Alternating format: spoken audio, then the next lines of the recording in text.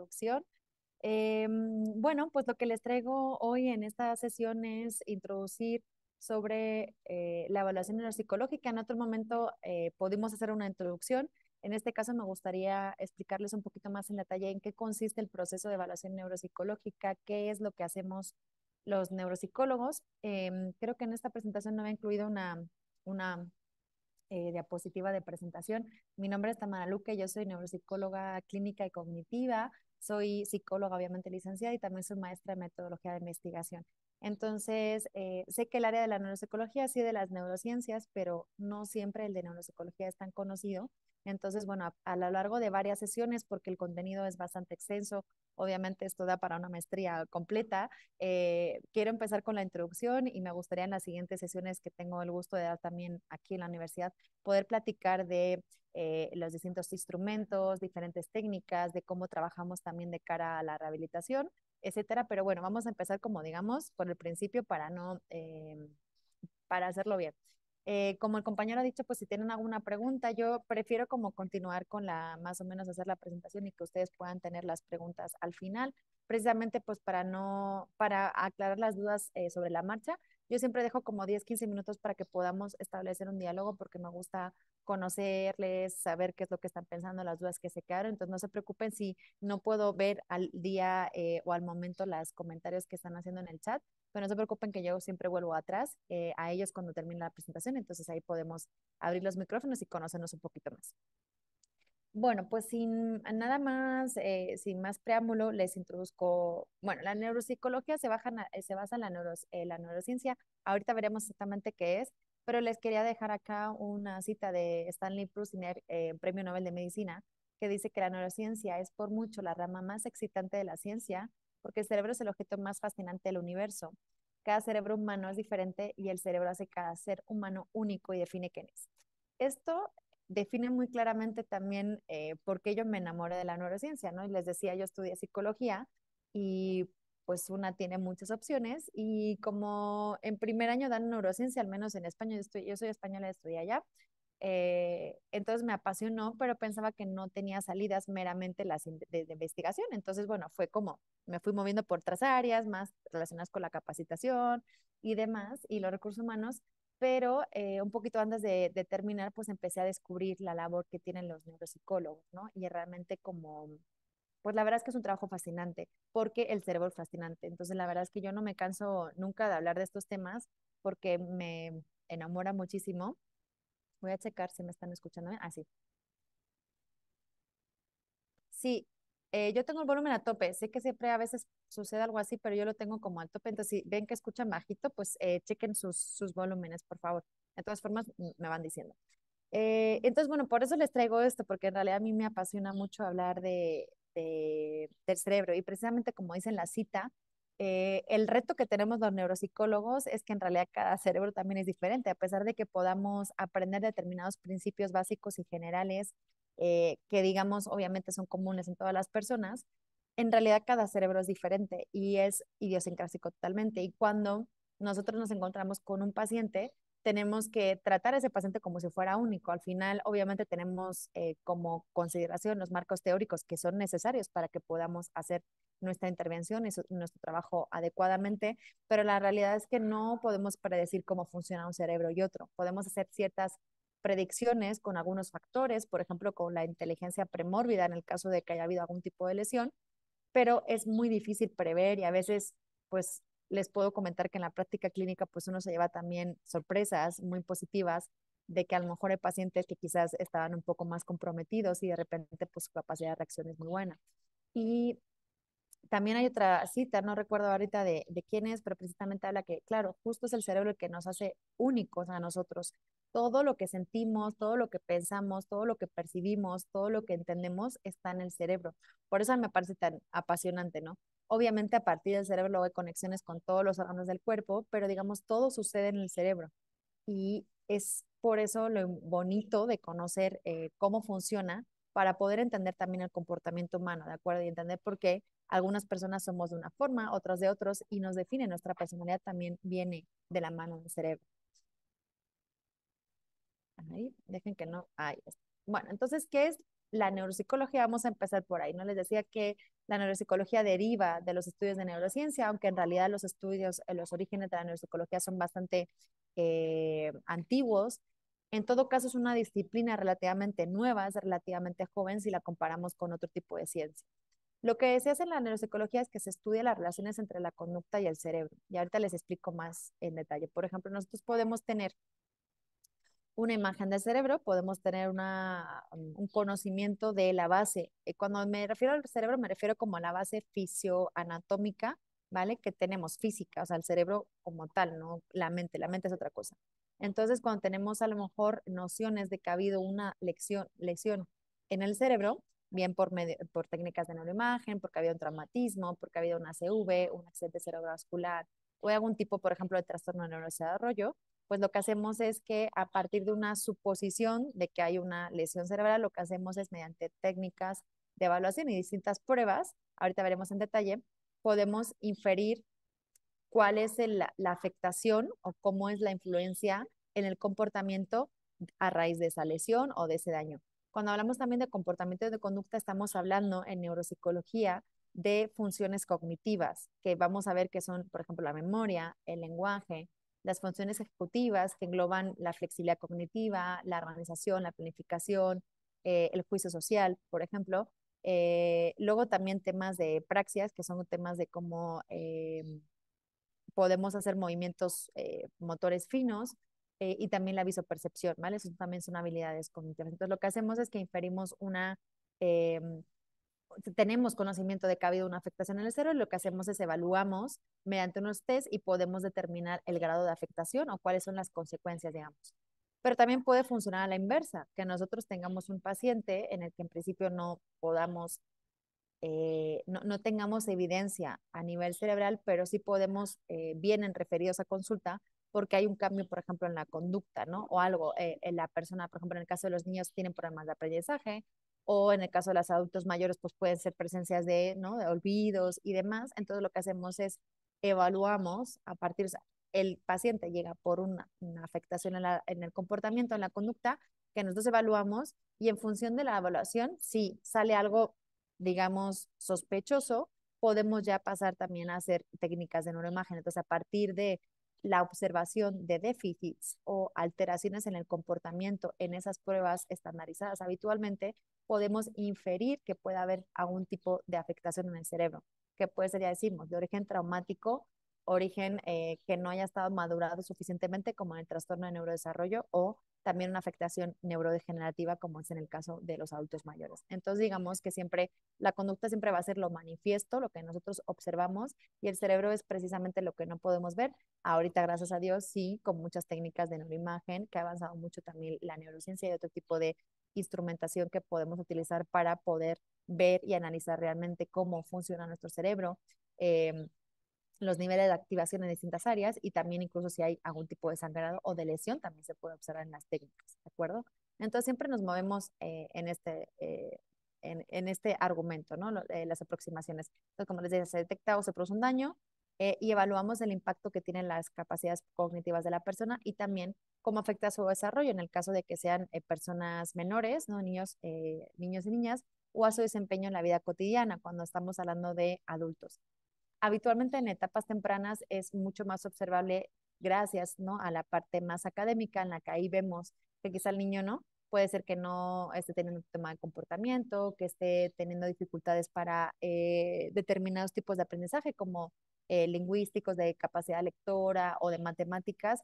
En el caso de los adultos, como ya digamos la etapa académica ya ha finalizado, lo que nos afecta obviamente es nuestro desempeño en la vida cotidiana, que puede ser tanto en el ámbito, por ejemplo, laboral como social, familiar o personal incluso, ¿de acuerdo? Porque también hay afectaciones que vamos a ver. Ahorita, gracias a la neurociencia y todos los avances, se han visto que también muchos trastornos clínicos, como la esquizofrenia, la paranoia, el autismo, hay una afectación neurológica también, y eso hasta hace poco no estaba visto. Y cada vez hay más aproximaciones desde la neuropsicología para poder también intervenir en estos casos, no solamente quedarnos en la parte clínica, sino también valorar cómo en esos trastornos hay afectaciones en las funciones cognitivas que les recuerdo, pues, cuáles eran la atención, la memoria, el lenguaje, la capacidad de adaptación, el razonamiento, la inteligencia, la capacidad de organizarnos, la flexibilidad cognitiva y muchas otras más, ¿vale? Pero en principio, más o menos son los grandes bloques. Ahorita, de todas maneras, bueno, creo que la próxima sesión, en esta creo que no nos va a dar tiempo. Y esto es lo que les comentaba, identificamos comportamientos o rendimientos anómalos a través de distintas pruebas y entonces lo que hacemos es evaluar para descartar o confirmar la sospecha de algún tipo de afectación o daño cerebral, ¿de acuerdo? Entonces, bueno, la evaluación psicológica en realidad es un proceso, y es un proceso completo, comprehensive, como dicen en inglés, ¿no? Es integral porque implica la aplicación sistemática de pruebas y distintas técnicas para comprender el funcionamiento cognitivo y emocional de un individuo. Porque también hay una parte de regulación emocional que viene regulado por el cerebro, bueno, toda, por la amígdala, el lóbulo frontal. Veremos esto también en otras sesiones, exactamente el detalle, pero vamos a ver que también cuando hay afectaciones, no solamente a nivel cognitivo, sino también a nivel emocional, vamos a ver que puede tener un correlato por una afectación a nivel neurológico, ¿de acuerdo? Entonces, en ese caso podemos estar observando, por ejemplo, un daño en los lóbulos frontales, va a estar muy relacionado con la desinhibición y con un tema de no control de impulsos, por ejemplo.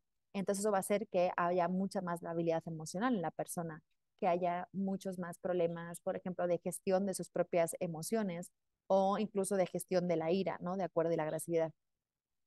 Entonces, bueno, obviamente la evaluación neuropsicológica en principio es mucho más, el proceso se lleva a cabo cuando especialmente tenemos sospecha de que hay presencia de esas alteraciones o trastornos mentales.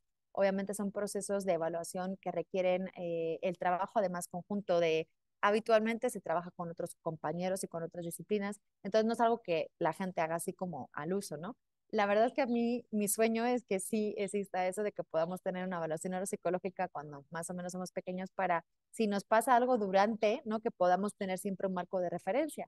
Porque vamos a ver, si no es en otras sesiones, es que cuando empezamos a trabajar con adultos especialmente o gente que ya, cuando me refiero a adultos, nos referimos más a personas que tienen un cerebro ya desarrollado al 100, que habitualmente es por encima de los 18, 20 años, el pico máximo de desarrollo cerebral es a los 30, pero digamos que ya un adulto, ¿no? De 18 o 20 ya puede tener casi todas las funciones, quizás las del lóbulo frontal son las que están terminando de desarrollarse, pero el resto sí. Eso nos facilita mucho la hora de trabajar porque podemos inferir que esas capacidades estaban, entonces podemos aspirar a que el paciente pueda volver a ese nivel previo.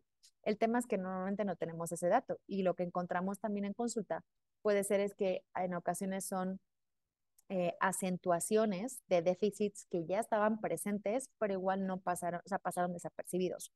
Especialmente tengan en cuenta que obviamente generaciones, bueno, para empezar la mía, y no soy tan mayor, ¿no? Pero de los 80 para atrás no había tanta, primero no había estudios neuropsicológicos, pero no había tanta conciencia como de realizar ese tipo de seguimientos, evaluación, no había tanto conocimiento y no estaba tan implementado, por ejemplo, en las escuelas.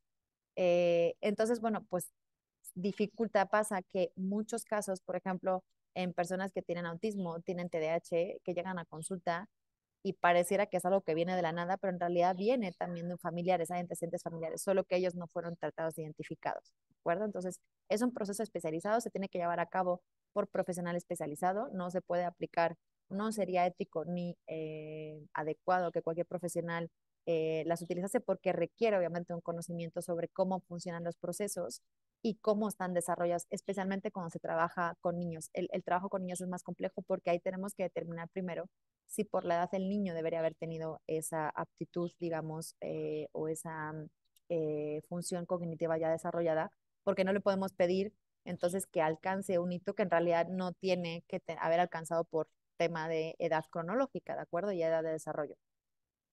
Entonces, bueno, el objetivo de la evaluación neuropsicológica es explorar cómo el cerebro afecta al comportamiento y las funciones mentales, proporcionando información valiosa para el diagnóstico, la planificación de tratamientos y la comprensión de las capacidades y limitaciones de la persona.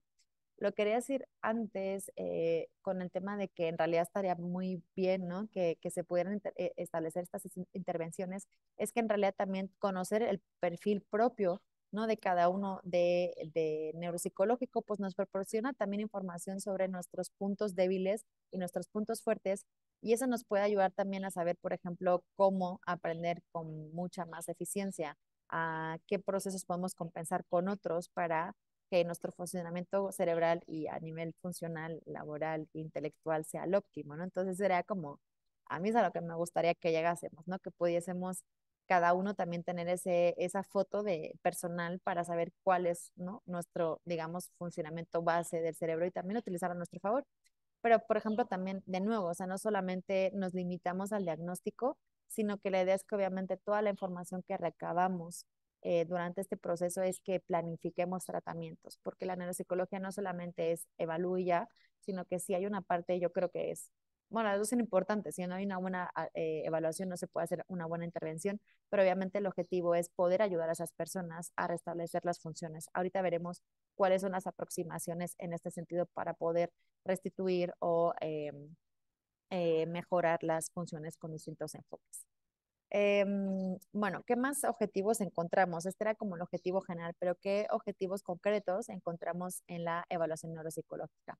Primero, ya lo he comentado, identificación de déficits cognitivos, ¿no? Entonces lo que hacemos es buscamos y documentamos afectación en funciones cognitivas clave como la memoria, la atención, el lenguaje, funciones ejecutivas y habilidades visoespaciales.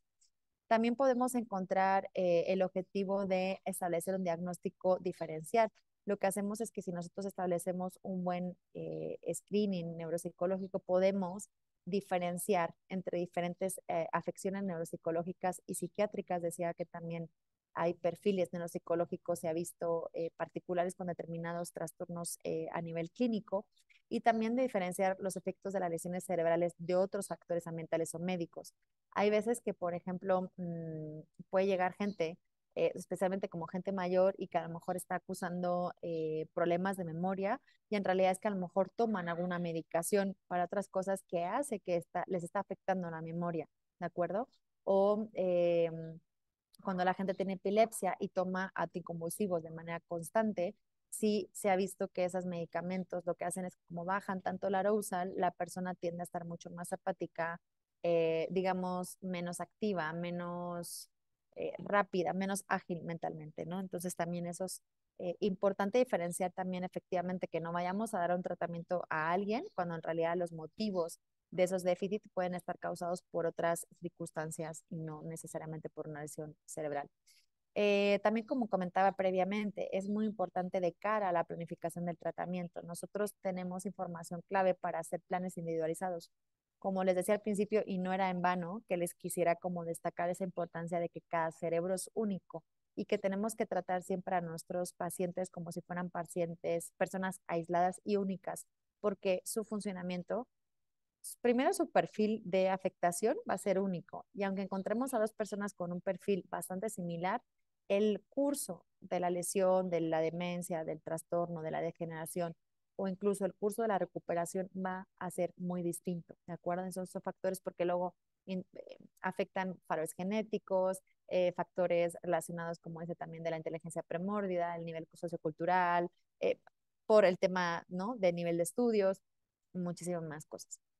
Y entonces ahí también lo que hacemos nosotros es que podemos, habitualmente lo que hacemos puramente los neuropsicólogos son intervenciones cognitivas, nos basamos en eso y terapias específicas, pero también esa información que nosotros estamos dando puede ayudar a que junto con un equipo multidisciplinar podamos establecer un plan de tratamiento en el que también haya, por ejemplo, apoyo farmacológico o terapias específicas como por ejemplo la terapia ocupacional o la terapia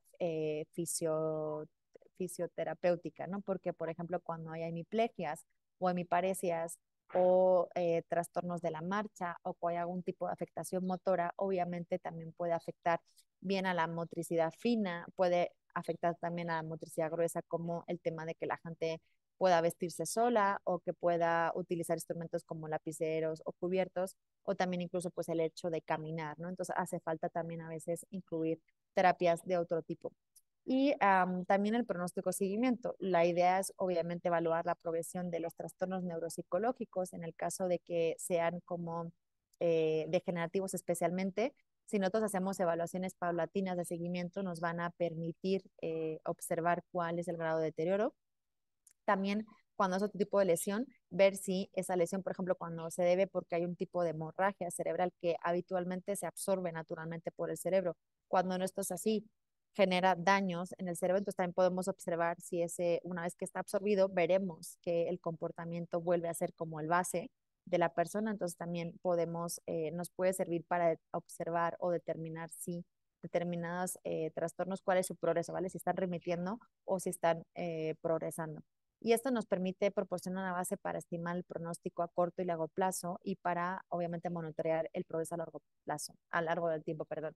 Eso también es importante en el caso de que tengamos, estamos dando intervenciones, pero también cuando tenemos planes de intervención más globales, por ejemplo, en el caso de que la persona necesite ayudas externas o, por ejemplo, en el caso de los niños que necesitan como educación especial, de acuerdo, es importante como lo que nosotros determinemos a partir de ahí va a determinar el uso de ayudas externas en determinados casos. En el tema de los escolares es mucho más sencillo porque a veces es como, ¿no?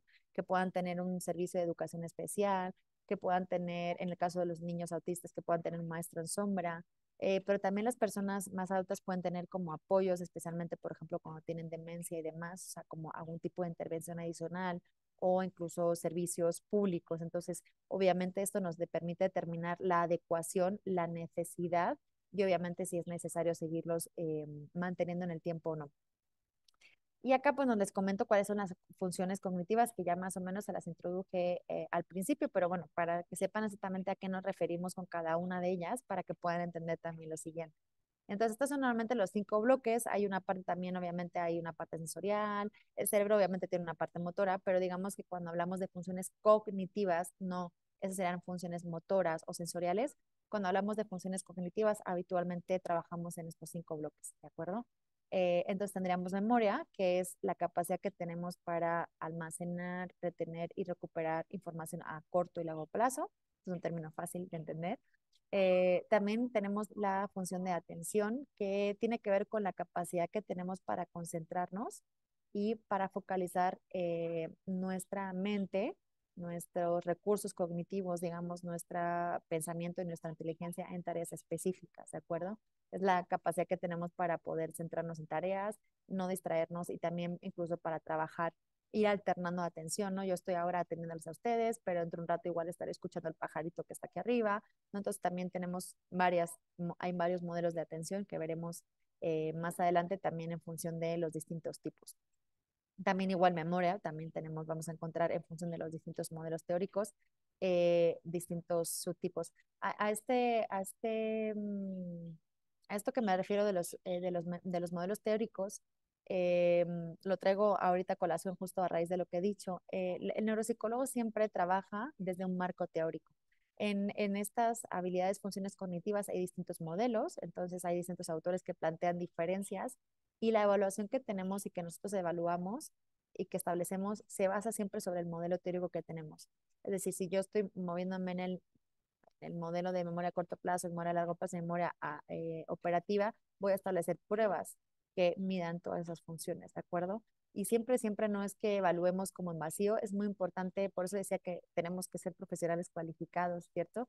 Porque es importante conocer el modelo teórico. Si no lo conocemos, no podemos inferir y no podemos utilizar esa información realmente y valiosamente para poder interpretar los resultados en las pruebas. Entonces es importante que les decía, hay un modelo de atención, hay varios modelos de atención. A veces podemos trabajar con varios modelos en paralelo y que nosotros evaluemos distintos aspectos, pero obviamente siempre tenemos como marco de referencia el marco teórico, ¿de acuerdo? Y sobre eso nos movemos los neuropsicólogos, no vamos como en vacío, ¿no? O también, luego les iré detallando como también el proceso puro y duro, ¿no? Pero hay una parte en la que también a veces tenemos poco tiempo para evaluar o la persona tiene poca capacidad para ser evaluado también. Entonces tenemos que tener mucho conocimiento de las pruebas y de las bases científicas y teóricas de cada uno para poder cambiar y adaptar en un momento dado, ¿de acuerdo? Porque sucede que, sobre todo las personas que tienen daño cerebral y especialmente cuando es daño axonal difuso, se cansan mucho, ¿ok? Y tienen una velocidad de procesamiento lento, con lo cual si les evaluamos, no podemos evaluar todos los modelos y todas las cosas que queramos a veces, porque eso supondría que fatigamos al paciente y eso puede influir en los resultados. Entonces, por eso les digo, tenemos que tener una información en la que podamos trabajar con una batería de screening determinado, en la que podamos evaluar todo, pero también justo si yo ya estoy presuponiendo que esa persona ha tenido una lesión en tal área, pues yo voy a evaluar específicamente quizás o primordialmente esas áreas, perdón, las funciones que van asociadas con esas áreas, y luego quizás adicionalmente en otra jornada y demás puedo evaluar otras cosas, pero sí podemos establecer prioridades a la hora de evaluar. Y les digo, igualmente tenemos que conocer la circunstancia del paciente porque nosotros podemos igual llegar, ¿no? Con todo, pero igual el paciente no está en disposición de ser evaluado tan ampliamente. Entonces también tenemos que establecer esas adaptaciones, ¿no? Siempre obviamente cumpliendo unos criterios en los que la evaluación pueda ser suficientemente completa para poder obtener la información que necesitamos, ¿no? Que es la de poder intervenir con ellos. Otra función que tenemos es la del lenguaje, que tiene que ver con la comprensión y expresión verbal, y entonces incluye funciones como la fluidez, la semántica y la gramática. Obviamente también hay una parte de expresión oral y de comprensión. A la hora de trabajarlo habitualmente, estos son más terapeutas del habla o logopedas, se llaman en España, entonces habitualmente son terapeutas del habla y del lenguaje los que suelen intervenir, pero la evaluación a veces, a- al menos en una primera instancia, lo hacemos los neuropsicólogos. Luego, si ya detectamos quizás algo, ya podemos mandarlo a un terapeuta específico de esta área. Entonces, habitualmente no trabajamos tanto en esas partes, por eso cuando quizás hablemos más adelante de las funciones en concreto, van a ver que quizás voy a mencionar algunas cuestiones, pero habitualmente no, el psicólogo no se encarga. Cuando no hay de otra, es decir, cuando hay otro profesional, sí podríamos estar capacitados para hacerlo, pero obviamente hay mucha más, es más adecuado que se dedique un profesional específico, un terapeuta específico de ello. Las funciones ejecutivas es un concepto muy global que incluye como todas las habilidades, digamos que son las que coordinan otras funciones y las que actúan como directores de orquesta, ¿no? Son unas funciones que lo que permiten es que organizan otros y todos los recursos que tenemos para hacer otras funciones más macro, ¿no? Entonces aquí habitualmente englobamos habilidades de planificación, les decía antes, organización, toma de decisiones y control inhibitorio, eso es muy importante también. Por eso se refleja mucho en la parte emocional y en la parte conductual el tema del control inhibitorio, ¿no? Cuando hay impulsividad, desinhibición, cuando hay la habilidad emocional, pues también viene de esta área. Y bueno, esta área me refiero porque las funciones ejecutivas principalmente están localizadas en el lóbulo frontal, aunque hay interconexiones obviamente con otras áreas cerebrales, pero principalmente es con el lóbulo frontal. Y las habilidades visoespaciales, que ya están más como en el parietal, que tiene que ver con la capacidad de percibir y manipular información visual en el espacio. Pues orientarse en una casa, ser capaz de hacer el súper y poder saber dónde están los distintos productos que queremos comprar, seguir indicaciones en un mapa, ¿de acuerdo? O sea, todo el tema de visoespacialidad. Antes de entrar, voy a hacer una pequeñita pausa para ver, aguantas hasta acá, a ver si tienen alguna dudita hasta acá. Voy a hacerlo distinto hoy, fíjense. No sé si hasta acá más o menos se entendió.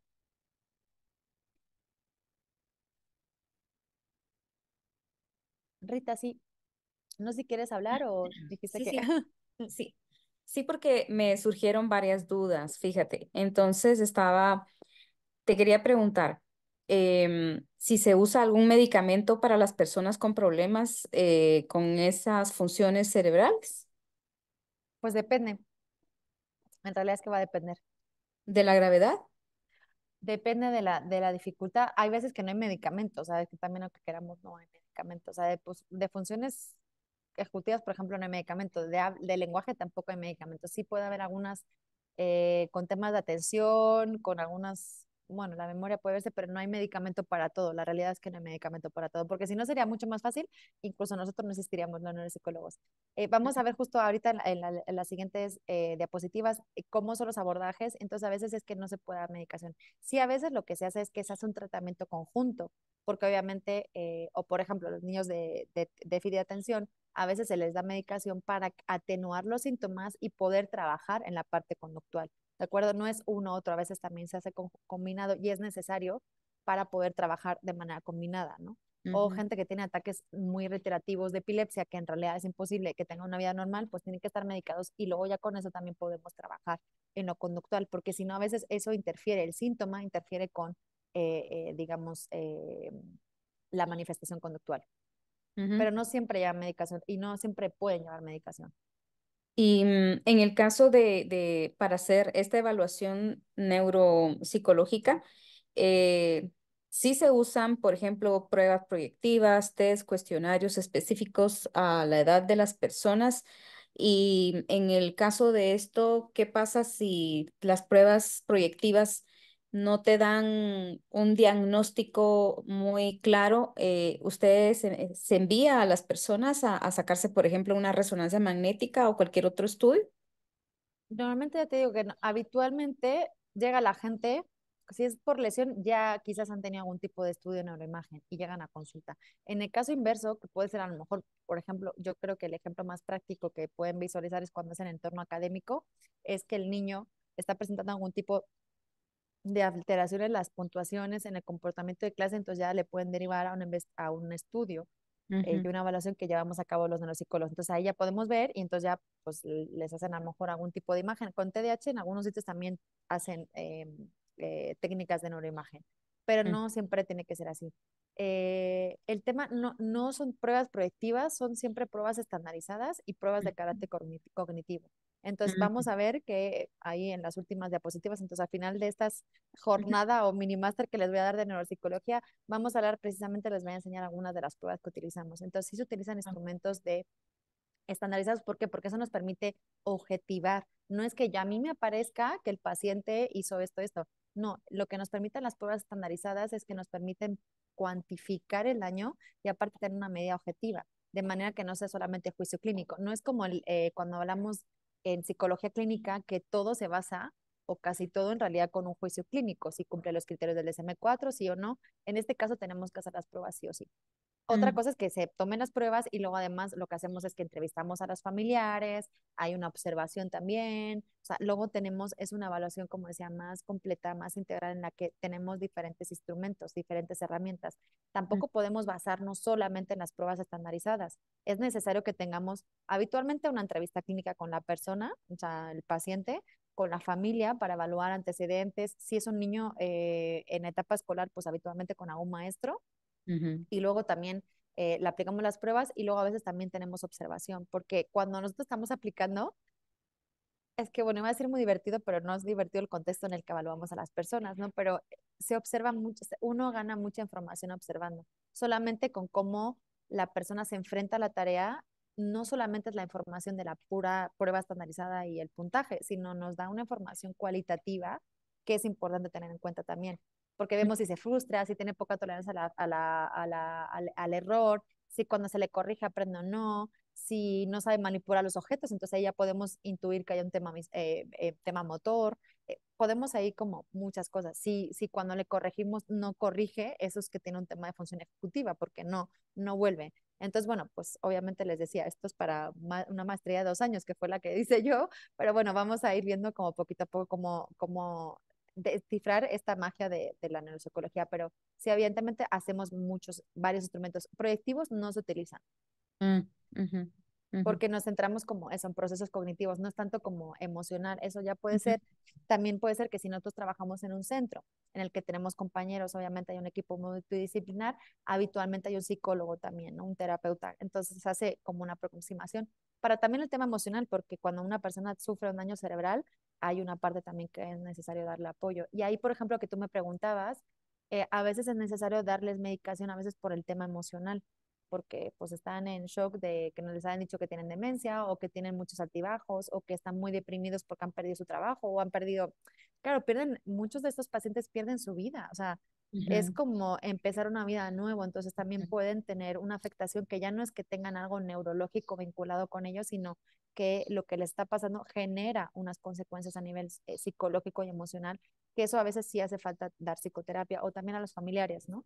De que al final pues el papá de la casa ya no es el papá, la mamá ya no es, o el niño ya no es el que uno esperaba, entonces hay también un enfoque en el que sí, pero no es por el puro daño, sino se puede hacer como adicional, ¿de acuerdo? Y se trabaja mucho con familia. Nosotros también creo que como trabajamos en un sistema habitualmente también lo conveniente o como es que haya una intervención en el que también en función de las lesiones, es que obviamente la familia también esté metida, porque obviamente afecta a la familia también. ujú. Sí, gracias. Gracias, Rita. Muy buenas preguntas. Gracias. Bueno, pues continúo con los abordajes para ver exactamente como los distintos enfoques, porque vamos a ver que hay tres en función precisamente de lo que haya sucedido a la persona, ¿no? Entonces, el primero es la restauración, que lo que buscamos es mejorar o rehabilitar las funciones cognitivas afectadas por las lesiones cerebrales o los trastornos neuropsicológicos. Digamos que es como una rehabilitación física, ¿no? Como cuando nos lesionamos el brazo y tenemos que ir al fisioterapeuta y hacemos una rehabilitación física. Lo que queremos es recuperar la movilidad, ¿de acuerdo? Queremos recuperar el funcionamiento de nuestro músculo, de nuestra articulación. En este caso es lo mismo. Entonces, lo que hacemos, por ejemplo, en este caso puede ser programas de entrenamiento cognitivo.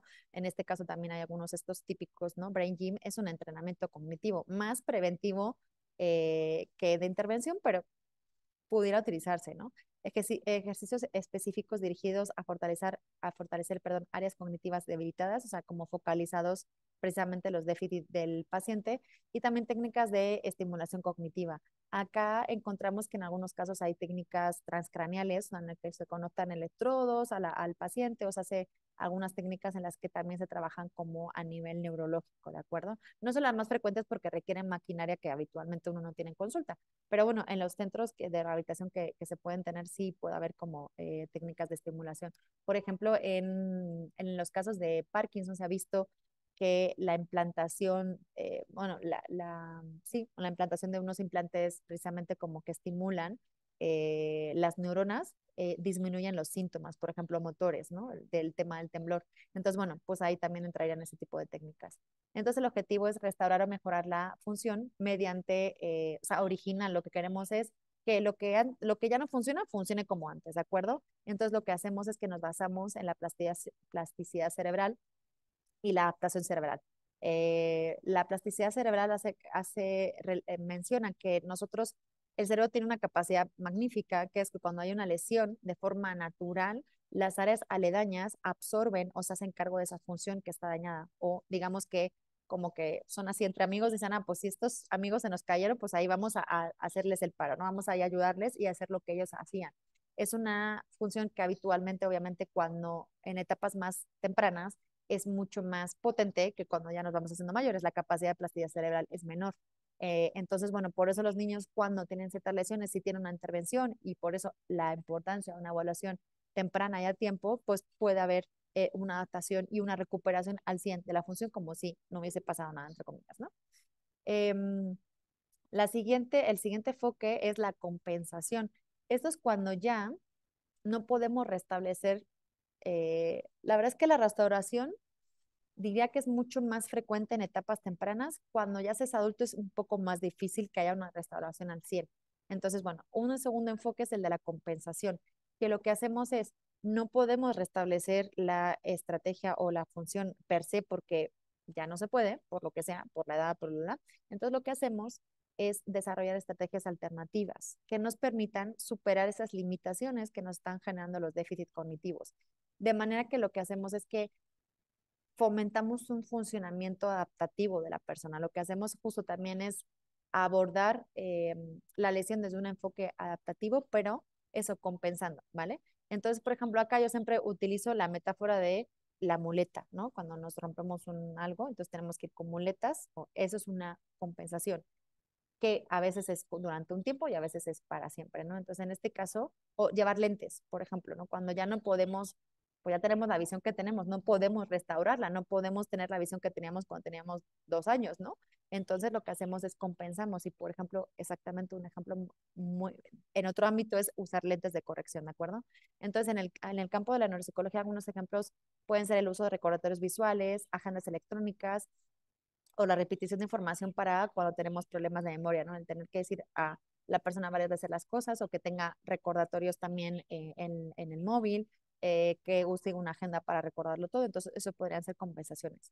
Lo que se busca, digamos, el objetivo de este abordaje es facilitar la independencia funcional de la persona, a pesar de que haya unas dificultades cognitivas. Entonces, lo que hacemos es precisamente proporcionar herramientas y estrategias para sortear los déficits.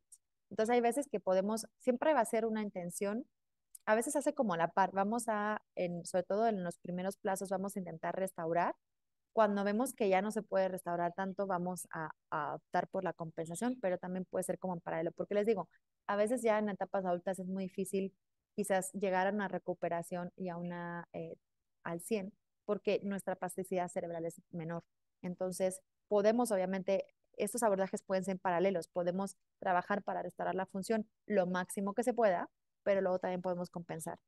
O, por ejemplo, cuando nosotros trabajamos en Alzheimer, por ejemplo, cuando hay demencia o deterioro cognitivo, vamos al revés. Lo que hacemos no es tanto querer restaurar la persona, la función, sino lo que tratamos es que esa lesión no vaya a más o que al menos el deterioro sea cada vez más lento. ¿De acuerdo? Entonces, lo que vamos haciendo es estimulamos cerebralmente para que esa afectación, ese déficit no vaya tan prolongado, no vaya tan rápido, pero a la vez vamos introduciendo compensaciones, ¿de acuerdo? De recordatorios para la medicación, utilizo, pues, por ejemplo, cuando hay problemas de lenguaje y ya no se puede recuperar, cuando tenemos afasia, ya no estamos en estados en los que ya no se puede recuperar, hay un tipo de afasia que también es degenerativa, pues el hecho de utilizar pictos o niños que salen con, bueno, que por lo que sea, por determinados trastornos no hablan, entonces pues su compensación es utilizar el sistema como de pictogramas, ¿de acuerdo? Tienen un problema en la comunicación, entonces utilizamos un sistema adicional. Y lo que hacemos, el tercer enfoque es el de la sustitución. En este caso, lo que hacemos es introducir una estrategia o habilidad alternativa para realizar una función que originalmente era desempeñada por una habilidad cognitiva deteriorada. Aquí, pues, por ejemplo, el uso de dispositivos tecnológicos para la comunicación en casos de afectación del lenguaje, yo estaba diciendo, ahí pues sustituimos una forma de comunicarnos por otro, ¿de acuerdo? Entonces ya vamos con un dispositivo electrónico o aprendizaje de nuevas habilidades para realizar las tareas cotidianas. El objetivo en este caso es proporcionar alternativas efectivas cuando la función original no se puede restaurar o compensar de manera adecuada. Entonces, digamos que es eh, como hacer la metáfora o la comparación, digamos más bien la similitud con otros contextos, es cuando, por ejemplo, hemos perdido un miembro o una pierna, pues nos tienen que poner pues una pierna, ¿no? Ortopédica, entonces no podemos sustituir la pierna, no podemos compensarla, o hemos podido compensarla quizás con las muletas, pero no es lo más cómodo para todos, entonces al final termina habiendo una sustitución, ¿de acuerdo? Entonces lo que hacemos es que introducimos una estrategia alternativa para poder afrontar eh, perdón, esa función. Entonces, bueno, como les decía, estos enfoques no son,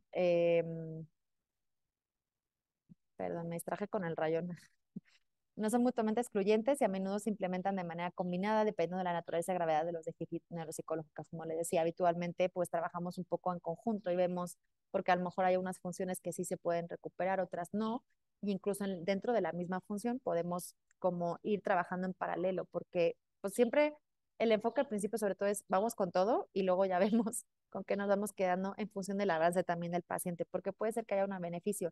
También hay un tema, especialmente cuando hay lesión traumática, que puede ser una CV, un accidente cerebrovascular o un traumatismo, en el que hay una ventana de trabajo en el que se puede recuperar mucha parte de lo que se ha perdido. Pero también pasado como un determinado tiempo, esa capacidad de recuperación del cerebro es mucho menor. Entonces, digamos que tenemos una ventana de trabajo muy crítica. Entonces, es importante por eso que haya una evaluación muy ordenada, que haya una evaluación muy integral, que sea muy completa, que sea muy eficiente para poder, obviamente, al final lo que tenemos que tender es poder proporcionar al paciente la mejor calidad de vida, o sea, los mejores recursos para que él tenga la mejor calidad de vida, incluso a pesar de los daños, ¿no? Que pueden ser que tengan una afectación importante en su día a día. Entonces, bueno, el plan de intervención integral puede implicar restaurar funciones, compensar cuando es necesario y sustituir cuando la adaptación es clave para el bienestar del individuo. Cuando hay situaciones en las que al final, pues tiene que ver, no, es que yo quiero volver al trabajo y quiero poder hacer esto, entonces, bueno, ok, pues entonces hacemos este planteamiento, ¿de acuerdo? Y también, como decía, esto no lo decía, pero la elección entre estos enfoques también puede depender de las preferencias y metas individuales, ¿no? El paciente nos puede decir, ok, yo ya estoy jubilado y a mí esto no me importa tanto, o puede ser una persona en plena etapa o auge de su carrera profesional, yo quiero, mi objetivo es volver a trabajar o poder ser autónomo para poder movilizar o vivir independiente, porque también esos pacientes mucho tienen que volver al hogar familiar para que les cuiden, o son las familias los que les cuidan, entonces también como a lo mejor entonces, en función de los objetivos que ellos tengan, también podemos elegir unos enfoques u otros. A modo de resumen, bueno, algunos enfoques que podemos tener, por ejemplo, con un paciente que tiene baja conciencia de la enfermedad y una alta dependencia del entorno, es que demanda y necesita de los demás para poder resolver, pues podemos crear un entorno más estructurado, introducir claves en el entorno, rutinas, eso sí nos va a ayudar mucho y nos podemos basar básicamente en la intervención conductual.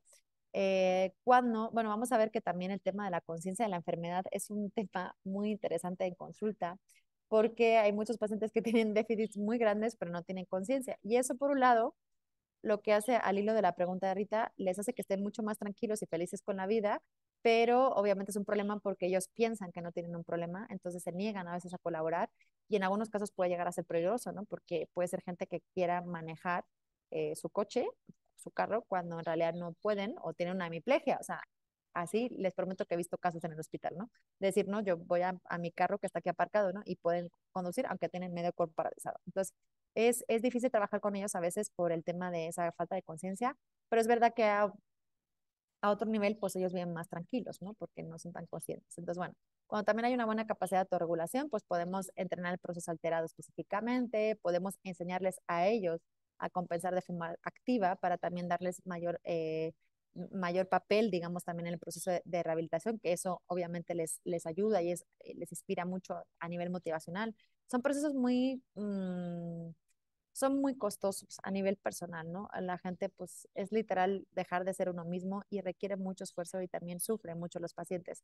Entonces, también a veces como que ellos sientan que tienen un poquito de control sobre algunas de las situaciones, nos puede ayudar a que estén más motivados y que puedan trabajar mejor también, por ende, ¿no?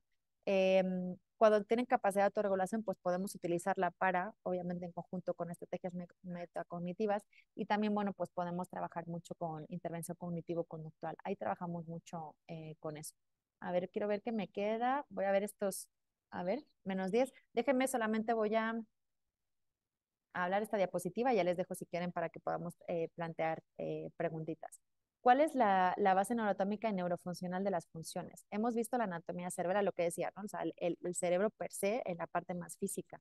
Entonces aquí cuando nos basamos en, este, en esta parte es que exploramos la relación que hay entre regiones específicas del cerebro y las funciones cognitivas. Por ejemplo, la importancia de áreas como el hipocampo en la memoria, la corteza prefrontal en las funciones cognitivas y así sucesivamente. Eso es lo que yo les contaba. Nosotros tenemos regiones que van asociadas a determinadas funciones, que cumplen unas funciones, y entonces nos basamos en eso para poder establecer correlaciones entre las alteraciones que encontramos en las funciones cognitivas y las regiones específicas. O sea, si yo tengo problemas, tengo un paciente que tiene problemas de autocontrol, no le voy a decir, igual tiene una lesión en la parte occipital, que es el área visual. No. Entonces yo ya sé qué áreas pueden estar involucradas, ¿de acuerdo? Luego también hay una parte que más allá de la anatomía, que digamos es a nivel de lóbulos cerebrales y es un poco más macro, más general, hay una parte que es la conectividad neural, que es una red compleja que está mucho más por debajo, que conecta todas las áreas del cerebro entre sí. Y entonces hay veces que determinadas funciones, me corrijo, más que funciones, determinadas tareas cognitivas implican a distintas áreas cerebrales.